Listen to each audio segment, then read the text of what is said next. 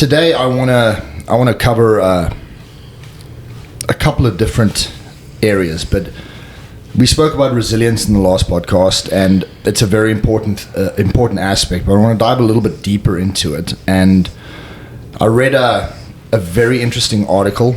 It's based on how the Spartan warriors, so the Greek Spartans, how they formulated their training with their children, and especially the young boys, right? So if you watch the movie 300, right, they talk about there's a certain point where they take Leonidas and they put him out in the wilderness, and he now has to survive on his own. He's kind of thrown in. If he dies, right? Yeah. And if you think of it from an aspect, take an 8-year-old kid and just throw him into the wilderness. I don't care what time he's from, right? The chance of survival is really low. And it's a great concept for a film, but if you really take it into context, right? Like, parents care about their kids. Yeah. They want the best, right? It's besides being the next iteration of the generation that's going to take over from you. It's also there's no matter whether they're Spartans or not, they love their kids, right? They want the best for them. So they did a dive into how they actually did this, and was it as savage as they made out? Now, I'm sure there's parts of it that are super savage, but the one part that I took from it which resonated with me, and is something that I think when I explain it, you're going to go, yeah, I've done that before, and I think we've all done it in one sense or another, but it's a very good training mechanism on how to create a baseline whereby you first visualize worst case scenarios and realize no matter what your mind can come up with, it's never going to be as bad as what's going to happen in reality. Right, your mind will always come up with a worst case scenario than what reality will ever throw at you. So they take these kids and they would take them with a trainer, and they're going to say to them, we're taking you to a cave. Right. Before they get to the cave, they prep them. They sit them down, they tell them stories about giant wolves that can kill you, all the dangerous things out there that can possibly get you, right? With the idea that as they're telling these stories, is these children are going to start imagining, based on the stories, the worst possible case scenario of what's going to happen to them, right? What's coming. And they then take them to the cave, and by the way that the story lays out, it's completely safe, right? So there is no wolf. It's pretty well guarded. They know what's coming, but the children don't. But what they're doing is they're consistently over a number of years creating a precedent in their mind whereby their mind will already have engaged with the worst case scenarios, right? Now what happens to us is we get the worst case scenario, we focus on it, we become obsessive on it, and then we hit a fear point. We can't do that because this might happen or this might happen. How they did it differently is once they hit those fear points, they hit them and then said, now what? So what if that happens? They made them comfortable with the absolute worst case scenario that their mind could come up with. Right. So I might be torn apart by a wolf. Great. You've died as a Spartan. We're all gonna celebrate you. Oh, that's pretty good. It's like dying in war. Right. And they reinforce them consistently over years before they become actual warriors and go through the training as young adults. Yeah. They've reinforced in their mind that no matter what their mind can come up with as a worst case scenario, they're okay with it. And knowing that their mind will come up with a worst case scenario that probably will never exist in reality, if they can be accustomed and okay with that worst case scenario, whatever's thrown at them in real life is nothing. And they'll be able to deal with it as warriors. Now think of that in how we live our lives. Now I think there's something to be said that we do this automatically as human beings, right? But in our very coddled, really well-gauged society where everything is taken care of, how often have you spoken to someone? And we spoke earlier before the podcast about business. How many times have you spoken to someone in business? And they're talking about doing something, and they'll start coming up with a fear base, things that can go wrong. And you sit there and listening, and it's not to say that what they're saying can't happen, but the likelihood that everything that's going to happen, they're just telling you about is probably unlikely. And also, you're a person engaging in it. You understand the risks. You know the risks. You're a living adult. Yeah. You know what's coming, right? And you know that a lot of these risks. But how many people simply do not take any further steps because they associate that risk that their mind and their imagination has provided for them is so severe.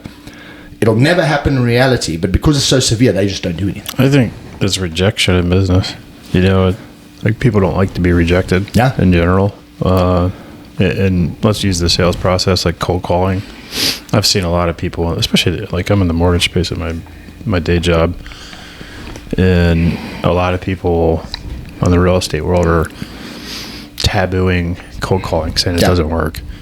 Statistics show that it does. It's one of the best activities you can do. I'm with you on that. And why don't we do it? And I'm guilty of not doing it enough. I need to do a lot of it. I don't like it. It's not my favorite activity, but I'm actually good at it. Yeah. So I also find myself steering away from it because it takes energy for me to want to do it. Yeah. It's painstakingly time consuming, right? And what Kevin's talking about in cold calling is I worked in call centers, literally sitting on a phone speaking to people for years. And so I have no problem speaking on a phone. However, it takes a shit ton of time. Yeah. It's not the most fun activity to do. It's not the most glamorous activity to do. But, as a smart person said, you're always 1,000 cold calls away from $1 million. Yeah. Well, and I think about, my success personally in sales has been through cold calling. Mm-hmm. If I've tried other activities, it works, but it just takes a lot more time. Yeah. Right. And cold calling is the most pound for your dollar or for your time. Yeah. The most bang for your buck. But again, it goes back to what is it that keeps anybody from doing that? Yeah. Rejection.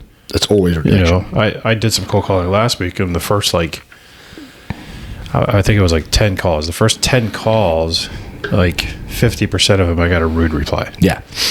Straight up. Yeah. One of them, I'm getting ready to board a flight. One of them, I forget. But it's that exact thing that causes you to put that fear in your head that just says, I just don't want to be rejected like that. Yeah. And so it just causes you not to do it.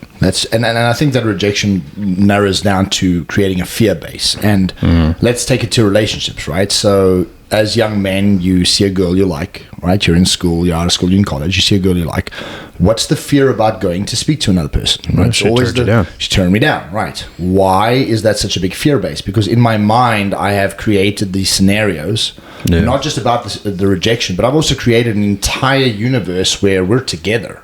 This person that I see over there, so the most fascinating thing about how the human mind works, right, is we'll create within a split second an entire universe where something happens, right? It's not reality, it's just in our minds. Yeah. And we will base our reality actions based on how our imagination has perceived it. Yeah. And it's a fascinating laydown. Is during COVID, right, when people were all masked up, right? So a good example was we for the whole of COVID had a small place we had to go do breakfast, right? Niagara Falls, wonderful place, right?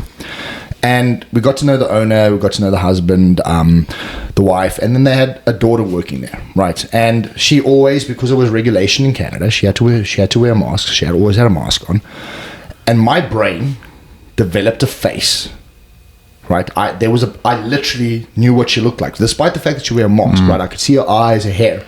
My imagination filled in the rest of the face. Yeah. The day they dropped the regulations. Right, I remember sitting there and we're eating breakfast, and mom comes and talks to us, dad comes and talks to us. Hi guys, doing everything good? And I remember this girl coming up and greeting us, and I look at my wife and I'm like, who the hell is this? Yeah. He goes, that's their daughter. I'm like, no, it's not. Yeah. First time I've ever seen her face. My brain created, right, and we do this in everything, right? Yeah. We create scenarios, our imagination is so powerful. I remember even when I was playing baseball, there was a couple girls that they came to the game. They were there for some guys, and they had these huge sunglasses on. Yeah. And when you see it, you saw them, and you're like, wow, they looked very attractive. And then they took their sunglasses off after, when you saw them up close in person, and they were a completely different look. It kind of blew my mind how even just sunglasses like that. So just changes everything. Yeah, because you build, like you said, you build up. Well, what do their eyes look like? What's their face look like? And without you realizing, is your unconscious mind creates You tell the story. Picture. Yeah, you make the narrative. It does it in reality too, right? So our peripheral vision is I know there's a flag behind me, and if it was something else, I could say it was there, but my brain builds a picture around me. I want to go back to that. Yeah. You mentioned dating, like when we were younger, we have a girl that we see, and I'm reminded of a story, and not that I wasn't like a ladies' maid or anything like that, but I think what I did have was some confidence that I had gained in my probably late teens and early 20s. And I remember a situation we had where I was married at this point. We went to a bar with this guy that sees a girl across the bar that he thought was the most attractive girl in the bar, and he was like, man, she's so hot. I was like, why don't you go ask her for a number? And he was like, nah, she wouldn't want anything to do with me. And I said, well, what if she does? Yeah, you have no idea. And he's like, well, yeah, but she's just not. And I don't, if memory serves me, I don't think he ever actually asked her for the number. But my take on any of that is like, it's like anything in sales, business, whatever. You'll never know if you can get a yes until you ask the question. Yeah.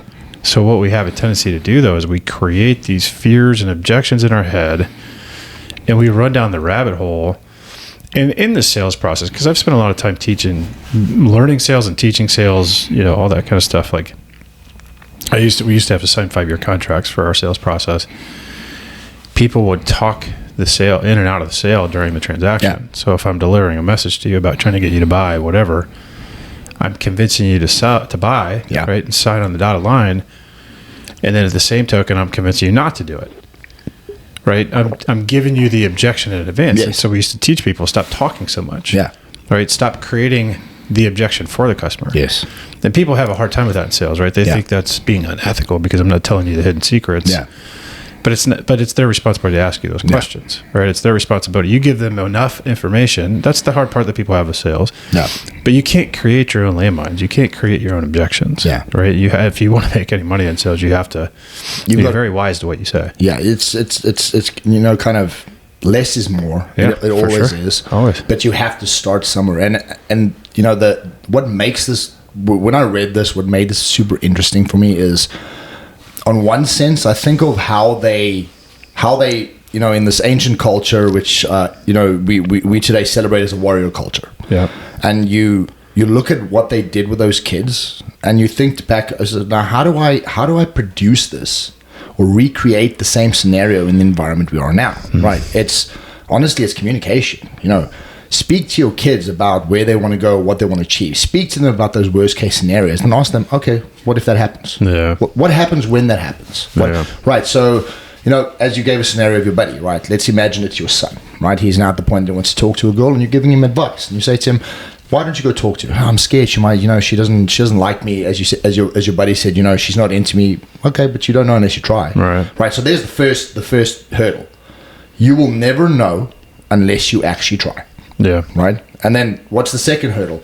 Having the confidence to do it. Like, listen, you're going to be scared. It's not going to be easy. It's a new thing you're trying, but go in, be yourself, say hello, and see where it goes. Right. Well, I think what I'm kind of interested about, like, in knowing a person that's going through this, and then I've still been through it, but like, so let's use that example of like, there's a pretty girl that I like, and I've attached to her mentally already. Right. And so I've played out the story in my head of the good side of what it could be, but I'm afraid of the rejection. Yeah. But why do I latch onto somebody so hard, so fast? Emotion. 100% emotion. But to me, like, where's the subconscious thing that's tying me to that? Like, is it a subconscious thing? Is it just human nature? Like, I'm kind of interested in that concept, because even like, I remember like there was a girl in college that I was interested in that, she was older than me, a couple years older. I really had a thing for her. Yeah. Right. But I was afraid to, like, even though all the science, I was kind of naive and ignorant at that point, but like all the science suggested, like, go for it. Yeah. But I didn't. And she got frustrated by that and decided to move on. Yeah. And then I realized I missed the bus, but I was so emotionally attached to her at that point that I took it really hard. You brought up something that we've spoken about before is when you attach yourself to an outcome, right? And this is not just relationships. Yeah. This is everything. And I'm going to say it again. It is everything. when you psychologically, before an action has been taken, if you create an outcome, right, and that outcome then becomes the baseline of why you do it, it is the one thing that I'll tell you is the fastest way to failure. Because those outcomes are always very variable. No outcome is set, right? So there's so many different things that can layer into it.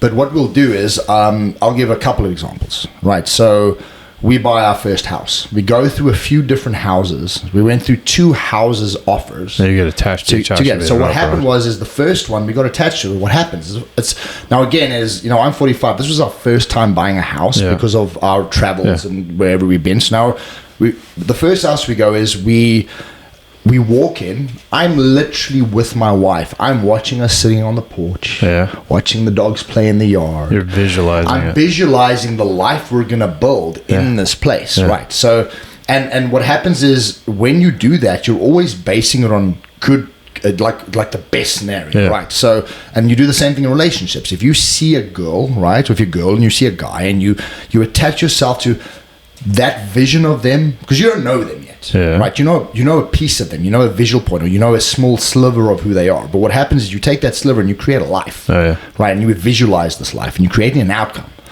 And when you attach to that outcome, right, you're going to fail, because most outcomes will not have the scenario or the way that you think they're going to play out. Then comes the next part, right? It's the Prince Charming curse, right? So every woman wants Prince Charming. She meets Prince Charming. Prince Charming, he farts in bed, right? He's a bit of a dick. He's not really attentive to you. He's not all those things, because Prince Charming is an idea. He's standing over there. It's Prince Charming, but Prince Charming is still a guy. You bring up a really good point about marriage and relationships, where I actually had this thought not that long ago. Because of movies, because of things that we see and watch on TV or stories that we hear about, we have this and I follow a sex therapist on Instagram that's really good with this stuff. But even when it comes to sex, whether it's from porn or movies, they make you fairyland so much stuff, right? And everything's this hunky-dory thing. But the reality is dude, we had 3 kids, going through that whole journey with children and seeing what you go through. I remember our first kid with Reagan. It's 2:00 in the morning. Sam, I don't remember our ages, but Sam's standing in her underwear. I'm in my underwear. She's literally, 2 months, not even 2 months postpartum. And what, the body goes through for a female on that. And you're at one point, she's crying and we can't get her to stop. And we look at each other and just kind of laugh. Yeah. And realize, look at us. We're standing here in our underwear dealing with a child that won't stop crying with no idea what to do. Yeah.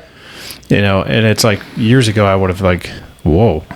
And your body's been through changes and struggles like her and me. Because I, at this point I, was in my era of not being in shape. And my point is the movies don't make you see that. No. The struggles that females have postpartum. Yeah. The struggles that males have to try to help support them. And so these movies, they make fairy tales, or, in our heads, we create a fairy tale. And I think probably women have a tendency to do that a little bit more, but men do it too. We do it in every scenario. But I guess ultimately what I'm trying to say is it's not reality. No. Right. And so we build up these storylines and it's not reality. And this was my situation, my wife's situation, you one day kind of step up or wake up to your reality and go, this isn't how I scripted it. Yeah, this isn't what I signed up for, because the movie's got a happy ending. Now what? Yeah. And real life's hard. And movies, books, ideas are all a projection of imagination, right? Yeah. Because despite the fact that you may see it in a movie, we still do this, right? Mm-hmm. You can read stories from the Shakespeare era, right? And you can still see that there's girl sees boy gives some impression, boy sees girl. It's kind of how we're wired. We kind of, I think a large portion that we don't really want to address to is a large portion of our day is set living in a fantasy. Yeah. Right. And because of social media in today's world, we have a tendency to look at other people's lives, even every day. And think it's great. Apple, because we think, wow, look at them. Right. So, and because they're presenting a certain storyline, right? Of course. And controlling the narrative. I think the way to try and use this, how is this a tool? I think it's a fantastic tool. I think the idea that we know this, once you're conscious of realizing that you shouldn't be tied to the outcome, that your brain is going to create way better or worse scenarios, in fear worse, in love and life better, but it will always create the scenario that's probably unattainable, that is not real life. And when you actually you humble yourself to look at the reality is way better because there's so much nuance in it. Repeat what you said about the past and the future. Like that's a really good analogy in this explanation. So, think of it this way: is there is no past, there is no future. Your past is a memory, right? What is a memory? It's a point in time that my brain remembers, right? I have an experience from. The future doesn't exist, right? It's a point in time that my imagination is putting a scenario based in. All I have is the present. I have right now. That's reality, right? No matter how I lay it out. Now, that doesn't mean I don't plan for the future. It doesn't mean I don't learn from the past, but I don't live in those places. Right. I live here, right now in the present, because that's what's real. Right. And through what we do, on this podcast and with the systems that we're creating, is we're trying to get people to be in the present. Why is that important? Because we get tied to outcomes that don't exist. We get tied to traumas that are in the past that, yes, we have to deal with, but they don't exist anymore, and it doesn't have to define who you are. And what we really need to emphasize and go is, use these as tools, because I see them as tools. And for the longest time, it's like I'm a dreamer by nature, right? Like I will, like any type of thing in my head, I'll come up with a scenario and I'll dream. But I've also really taken steps back and realized that no matter what that outcome is, if I'm looking at the end of the road, right, I'm imagining what's going to happen at the end of the alphabet at point Z, right? Z is down there, that's the end. I also realized that there's all these steps that I've got to take. And I've also, through life and experience, realized that every single step may change my trajectory of how I get there, or I might miss it completely. Because that's how life works. So how do we take what the Spartans did with their kids? How do we take that mindset of what they had, of how they put this together, and how do we use this? The first thing is you said it, you have to separate imagination from reality, right? You have to take a really good step and really look at where you are in the present and be honest with yourself, good or bad. Then what you've got to do is you've got to say, right, who do I want to be? Not tomorrow, not next year, today. Right? How often have we heard someone say, when I get this promotion, I have some more money, then I can start training and I can start working on my diet, because right now I'm not ready, or I'm going to wait for this to happen, I'm going to wait for that to happen. We're always waiting for something that's got to happen for us to take an action to better our lives, and that's absolute bullshit. Everything you have to better your life, you have in your hand right now to control right now. Control what you can, let go of what you can't control. And the reason that this resonates with me so strongly is because we've developed a mindset around not getting stuck into an outcome. So I do not get stuck into outcomes. I learned this through multiple ways. It comes up every now and then, but I'm not getting stuck in outcomes. Why don't I get stuck in outcomes? Because those outcomes, one, don't exist.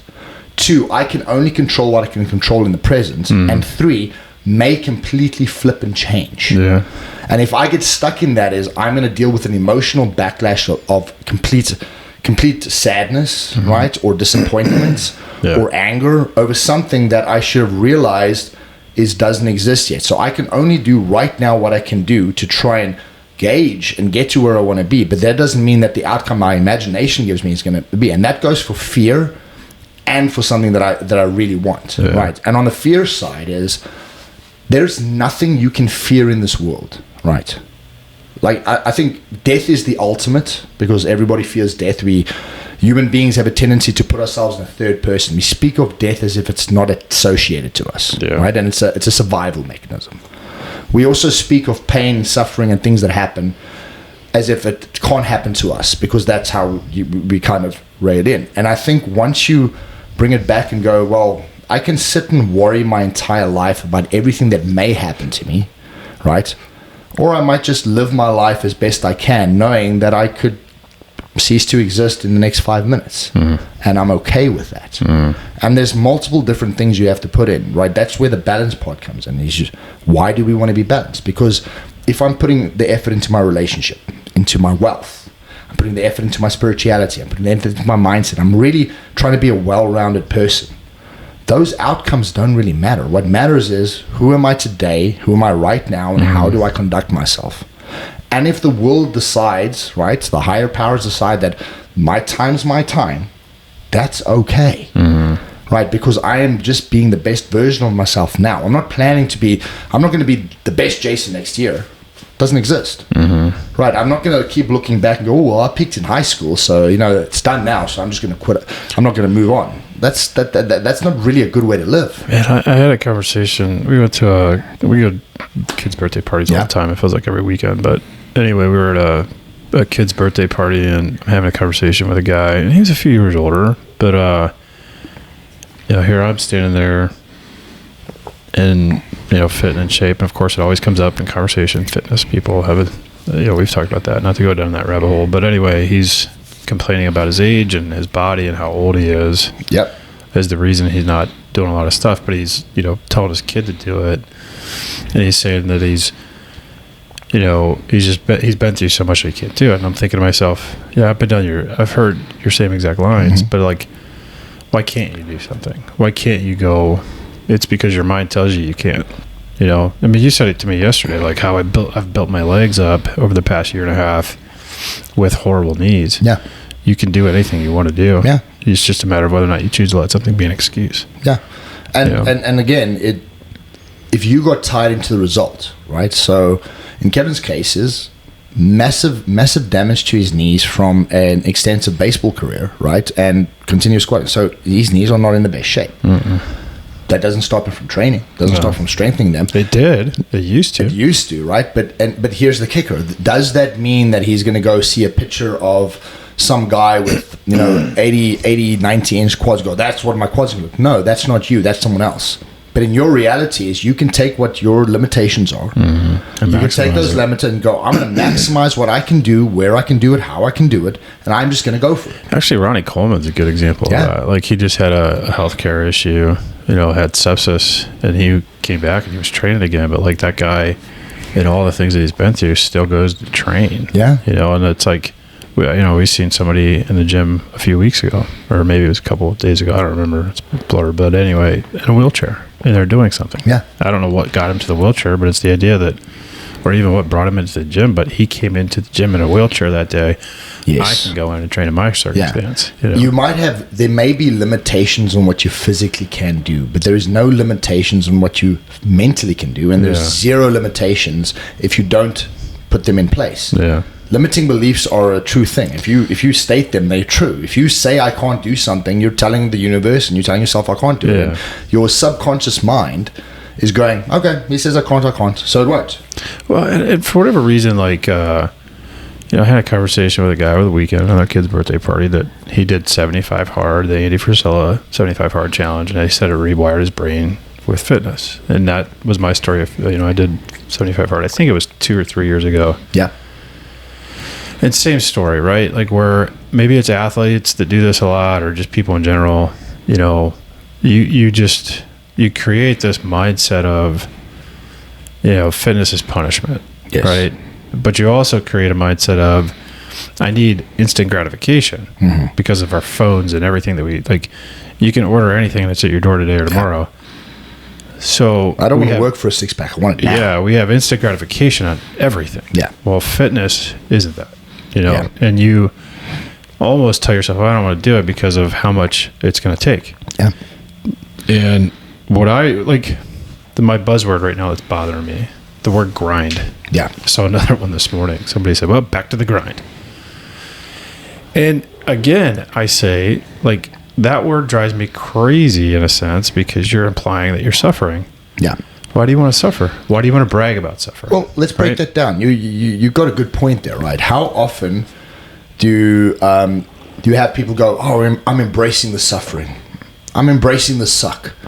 That's a Navy SEAL statement. Navy SEALs say they embrace the suck. Right. So, but here's the thing, though, right, is that's a perception of how you state it. And how you state that is, again, going to determine of how you visualize it, how your brain sees it, how your imagination sees it, and how you phrase it, and how your subconscious limits it, right? Because you're not wrong.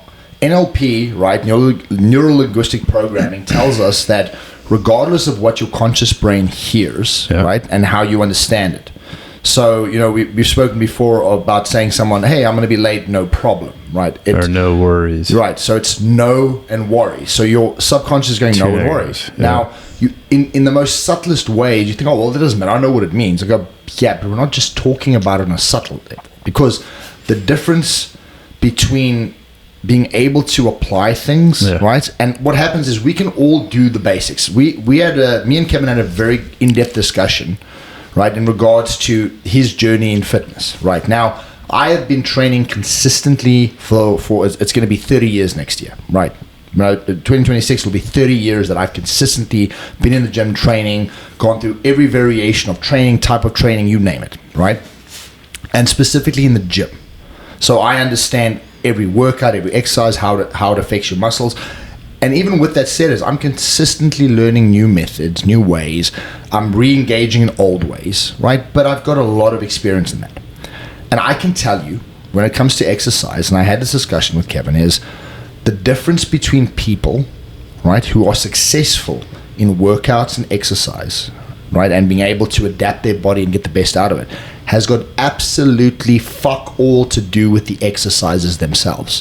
There is 100 different ways to build your pecs. There's probably 1,000. There's the same ways you can build your legs, and there's variations of that.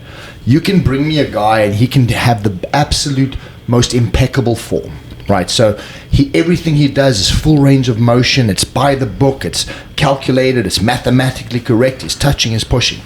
If he does not apply these things, consistency, intensity, right, and learns how to feel, he's not going to get any gains from it.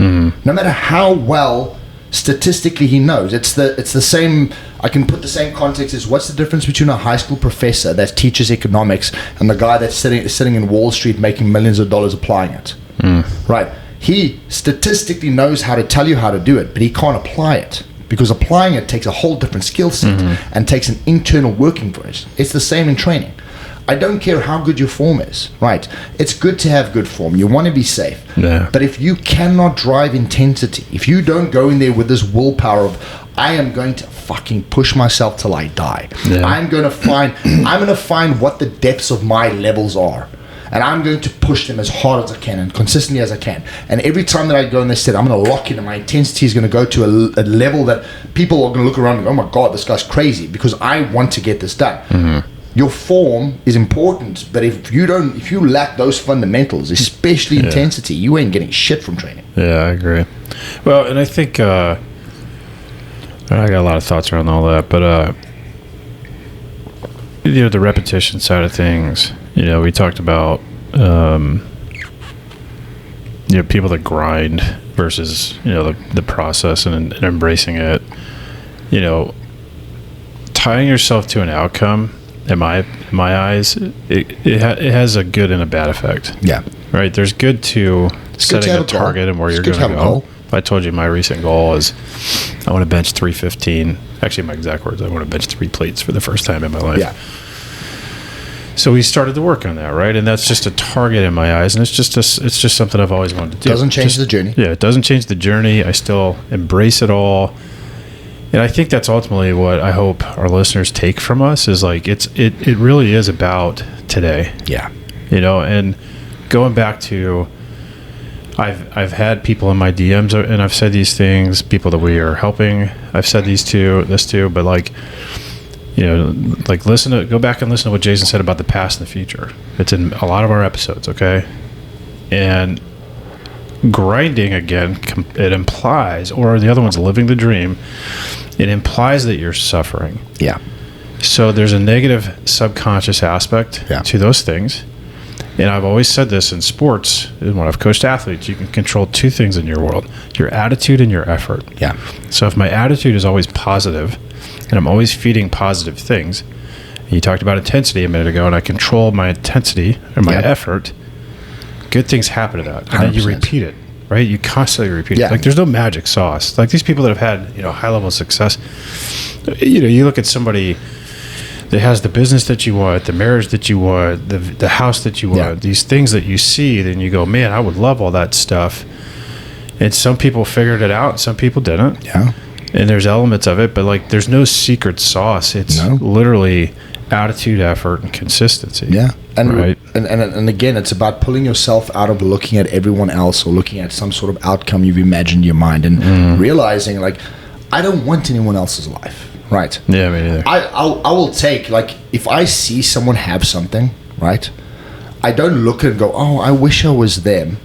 Bullshit. Yeah. No. Yeah. I look at them and go, I'm going to learn and try and take as much information from that person. Yeah. And how did they do that? And from that information, how can I apply this to my journey, to my purpose? Well, I was just thinking about this in my mortgage business. Is like, I could go look at some of these top producers out there and go, all right, well, what are they doing? Like, study what they're doing, right? That's any industry. You could look at a top producer out there and say, what is it that they're doing that's giving them success?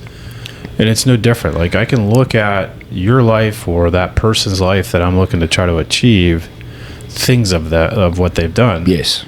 And study it. Yeah. And learn from it, right? That's why you podcast. That's why you learn from, listening to others and their experiences. And that's what we do. We share what we've been through in hopes to helping somebody else not suffer the same way that we did. And we've, are a little further ahead than others in their journeys. And I think I was DMing with a guy. He started a fitness business. He was a teacher for a long time, and he went and started a fitness business. He's having success, and he's about to turn 44. I just turned 44, and he's like, the last, I think he said the last year, or maybe since he hit 40. I don't remember what he said exactly, but he's really had light bulb moments, a lot of light bulb moments. And I can say the same thing. Over the past couple of years for me, it's been the same story. Why did I wait till my 40s? I don't know. Maybe it's just because that's the age of maturity, but I'm here now, right? And I can't worry about the past, which I've had a tendency to want to beat myself up over things that I've done in the past, like and even fitness, right? Where why didn't I? I had that stretch of time. Right? Well, let's call it. I had 10 years of my career, and actually, to be honest with you, there was probably 3 years out of that 10 that I did train. I did still train, but I wasn't getting results because my TRT was off, my hormones and my stress levels, all that stuff. My diet wasn't there. So there's at least 3, probably even longer than that, really. But I wasn't consistent enough. I didn't do all the things we just talked about, right? I started lifting weights when I was probably around, like, actually seriously lifting weights, probably 17 or 18 years old. Then we did it in college. I did it all through the military. I did it all through my, my government contracting days. I, was on and off in my corporate days, and then here real serious the past, 2 years, if you will. I say serious, but like, it's just, it's my hobby, if you will. And so for me, though, I do beat myself up and go, my Achilles heel in fitness was always my nutrition. Always. And so I like to beat myself. I had a tendency to beat myself up of like, why didn't I figure this out sooner? Because it was easier. Well, and we say this a lot too, your mess is your story. So the things that I've been through give me credibility to help someone else who's had the same problem. Right? So I have that now in my Rolodex to be able to say, I can help you through this. My marital struggles, the things that I've been through there, I now have credibility to help someone else do those same things. Same in business, same in everything, right? So it's like, you also have to recognize, for the future, like, we're not tied to an outcome, but we're also recognizing that everything that I've been through is going to help others. I'm going to be grateful in my current situation. Like, I really enjoy my life. I really enjoy where I'm at. I have gratitude for where I'm at. And again, back to the grind thing, I'm like, replace the word grind with the word gratitude. Yes. I get to do this stuff. I get to go have fun. I'm able to get up. Nothing will get your mind racing as much as when you look at people who want just the simplest thing that you take for granted. Right? Like being able to stand up and get out of bed. Dude, look at Bruce Willis. Like, the guy's still alive, but his memory. He has no memory of anything that was. Right? So if you think about that, like, I can only imagine what their family's going through, but one day you could wake up and you get diagnosed with, your memory's going to fade. So take, like, everything as a gift. It's a gift. It really, truly is a gift. And if you treat it as a gift, you enact like it's a gift. You're truly grateful for what you have. Right? Take lessons from the past. Take lessons from other people. I hate the idea of a guru, right? I don't like when people follow people blindly because there's one element they do. I don't like putting people on pedestals. I don't want people to put me on a pedestal. Yeah, I agree. Right? There's no such thing. We're all on the same level. Our journeys are just slightly different. Some have more experience in certain elements than others. I learn from your kids. Yeah, me too. Right. You know, Kevin's got these cute 3 little kids, and you sit them and watch them interact, and you learn things from them. Yeah. Right. You're not the be all and end all of everything that's been and has been. You're not. You're just a human being. Yeah. You're a grain of sand on a giant ocean, right? And you're here trying to be the best grain of sand you can be. And in order to do that is you have to listen, you have to engage, you have to really take the world for what it is. And how does this tie back in? This ties back in because on the flip side, we've spoken about creating outcomes in your mind on a good basis, right? But now think of when you create outcomes in your mind on a negative basis. So fear-based, right?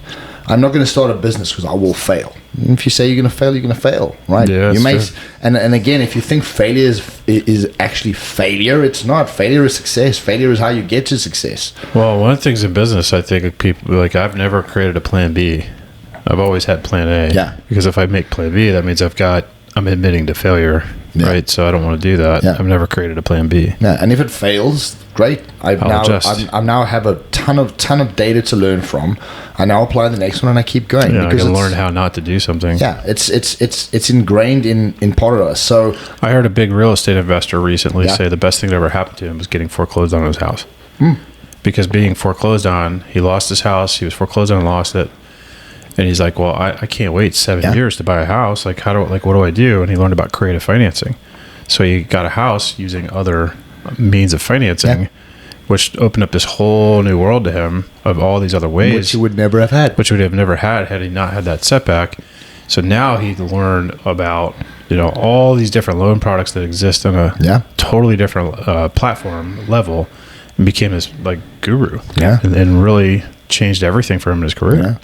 Yeah, it's building a resilience base on, noting that, of course things can happen to you, right? It's not saying that the real world is this wonderful place and things can't happen, but I will guarantee you, your mind comes up with way worse scenarios than will ever happen in reality, right? And if you play into that, you'll never take the steps to see how wonderful the world is. Absolutely. And, going back to what you said about we're just human beings, right? We're all on the same playing field. And we have, I've been guilty of it. I think most have, representing myself on social media, like I got it all together. Yeah. And I'm trying really hard and to be really conscious of nowadays of my social media, of just painting the picture of I'm an everyday dude trying to figure things out. Yeah. And I've been successful in some stuff and struggled with other things. I've put out some of the struggles that I've had, especially in being an entrepreneur and in a really heavily compliance-driven industry. There's a lot of red tape behind the scenes, and I've shared some of those, just vulnerabilities at times. And I'm not anybody special. You're not anybody special. Nope. My friend who was a Navy SEAL, I remember him using the example of he'd line a bunch of guys up. He was doing a program for him and say, all right, who wants to do a foot race with a real live Navy SEAL? And they all were like, oh man, they're thinking this guy's like this super fast Superman, right? runner because he's a SEAL. And of course, 50% of the team or more beats him in the foot race. And he brings them back together, and he's like, "Who actually thought you were I was going to win?" Of course, all of them raise their hand. He's like, "I'm just like you. I'm no different." He goes, "There's just something different about us. That's the mindset that they have. It's literally a resilient mindset that they have, is what makes them." And that embrace the suck phrase stems from them being in the beach, cold, wet, and sandy, and literally in the surf, getting banged around by the turf, and they just have that's their time, right? That's their moment. That show I was watching, they're in a shipwreck situation, and they're only focused about right now, surviving right now, because there's nothing else. There's literally nothing. There's nothing else. All right, so it's kind of it's an extreme example, but it's if you focus on what you can control today, right this moment, and have gratitude for what you can influence and do, it's a game changer. Yeah, I mean, and you make a good point. Is you're talking about people on a shipwreck, right? So survival's the only thing you have. But how often do I hear people, and in my life it's happened, I'm sure it's happened in yours, is that it takes the worst case scenario. So it takes something to break for you to look at it and all of a sudden find all these solutions that were always there. Yeah. Right. And that is part of having this resilient mindset, is always putting yourself in a position that if something makes you nervous or you fear something, right? Well, it's comfort, right? I think we make comfort the easy play. Yeah. Until it gets uncomfortable because of circumstances. Oh yeah, because our imagination fears the outcome that we've imagined for ourselves. So, an exercise that I like to do is whenever I attempt something that I've never done before, right? It doesn't matter what it is. It could be physical, it could be business, it could be relationship based. I'll sit down and I will imagine the worst possible outcome I can imagine, right? Worst possible outcome, right? Whatever that outcome is, I'll then ask the question, so what happens if that happens? Yeah. Right? Like genuinely put myself in that scenario. This has now happened. Now what? Right. And step by step, not now what? What would, if this thing happened to me, what would be my next steps? Right. And then it almost forces you to take it out of an imagination state and put it into a reality state. Because now I've got to think of the small details of how we live our lives, in a movie you would see we go from one scene to the other, but they don't show how they got to that scene, right? And it always kind of makes me laugh because I find it very fascinating. People don't think of that, right? So we have a scene where we have two characters, a male and a female. And they have a big fight, right? And they're both secret agents, and they've got to go do whatever secret agents do, and they've got a mission to fulfill, right? And the fight happens in the morning, and then you see them at the mission. What happened the rest of the day? They spent the whole day together. You're telling me those two people didn't have a conversation, didn't talk about it, didn't say, hey, listen, maybe we should talk about what happened. Think about that. And that's context, because what happens is like imagination. It places me here, and all of a sudden I'm here. It's like a dream. Yeah. Right? How did you get into that scenario of the dream? There's no way. I'm just in it. Right? That's not real life. Real life has steps, processes, physics. There's things that take us there. And if you imagine the worst case scenario and then you physically put yourself there and go, okay, now what? Yeah. What am I actually going to do? What would be my next steps to get myself out of this? And you start contemplate, and you go, okay, well, that seems stupid. Yeah. That's probably not going to happen. There's a role play aspect to this. And if you do that consistently, especially with fear bases, you'll realize that the fear is not as bad as you think it is. Yeah. You'll also create a resilience to go, well, if that worst possible thing my brain can come up with is not that bad, then whatever life's going to throw at me in the real world can never be that bad. And now I'm good and I can deal with this. Yeah, that's the true trick of taking what the Spartans did with their kids, right? And going, no matter what your brain can put it, when you put yourself in there, you don't fear, you don't go, oh, I don't want to think about that. No, think about it. Yeah. Right, it's in your mind. It didn't happen. Right, what happens? Worst case scenario. What's really going to happen? Yeah. Right, let's choose one. Your spouse dies. Right, the person you love the most in the world dies. Okay, right. Oh, I don't want to think about that. Okay, but think, what happens if she dies? Well, there's going to be a funeral. We're going to get a whole bunch of the people that love that person together. We're going to celebrate their life. I'm going to mourn. I'm going to be sad. I'm going to be angry. I'm going to go through all the stages of mourning. And then the sun's going to rise again tomorrow. And then I'm probably going to keep paying my bills. I'm going to keep eating food. I'm going to try and stay healthy because that's a good thing for longevity. I need to find people around me that I can connect with. I need to create social interactions. Okay, but my spouse isn't dead. I don't have to do that. But if it did happen, there's still a process. Yeah. And once I realize that there's a real life process to everything, I go, okay, that's pretty bad. I don't want that to happen. It didn't happen, but you know what? Life goes on. It does. And step by step, things will keep happening around you. Well, I don't know. I guess the final thought I have on this would be, it is like death is hard for people to, process and handle. It's never easy to lose a loved one. Nope. But the rest of the world continues, right? Yeah. And yes, you're mourning. Yes, you're in hardship. And you just have to, I think again, death's a deep topic. Like you can't fear it. And I've accepted, like I can say, I'm sure many have done this, but like I remember going overseas the very first time and I didn't know what I was getting into. Yeah. So this is a good example actually. One of the guys that trained us, we did a much stuff. He was like, the minute you can accept that you may never come home, the better off you'll be. Yep. And you kind of hear that and you go, wow, that's kind of deep. All right. And I've always enjoyed life. I've always loved life. So I don't want to die. Yeah. I've never wanted to die. Right. Like that's not something. And side tangent really quick, one of the things that's always driving me nuts with religion is they always talk about, when Jesus comes back in the end of the world, and it's always driven me crazy because it's like, why wouldn't you want to enjoy life and live it to the full? But anyway, when I went overseas, I didn't know what to expect going into that. My very first time going over, you're told you're going to a war zone. You don't know what that's like. Yeah. You don't know what it looks like. You don't know what to imagine. So you create that space in your head. This is a little bit like the Spartan, like you create it to what it is in your head, right? And then you get there and you experience it, but you accept that my fate could be I'm coming home in a body bag. Yes. And so I even had conversations with my dad. Yeah. Dad, like I had what they call those, a living will. I had made all the arrangements for if something were to happen to me. Told him flat out, if I'm on life support, pull the plug. I don't want to live a vegetable. Yeah. I literally gave my death wishes. And I think, but I was good with it. Yeah. I accepted it. Yeah. And I think, and I don't want to sit here and say like I'm not some war hero. I don't have any cool stories from combat.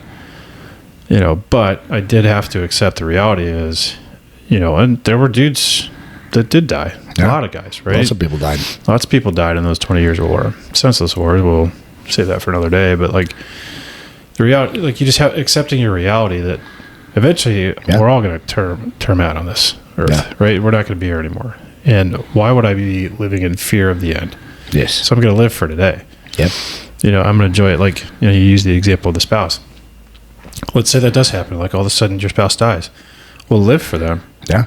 Right? Celebrate them. Live for them. And like, yeah, it sucks, man. Like I hate to hear any loss of life. It's the saddest thing but it still is part of life. It is. It happens. And your take on military preparation and going to the military is, okay, great. That's the one set. You build this resilient wall. What happens is when you come back and you don't deal with that wall and you don't make it part of your life, then that's where PTSD comes from. Because what happens is you segregate it from your mind, your subconscious keeps it away.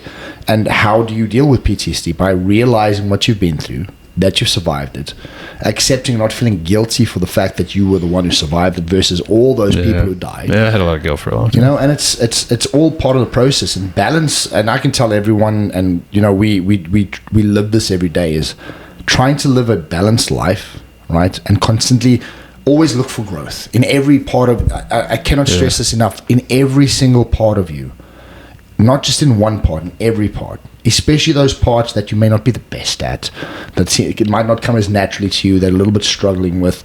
Those are the parts that are the most important. Something I learned about myself recently when it comes to dealing with death, like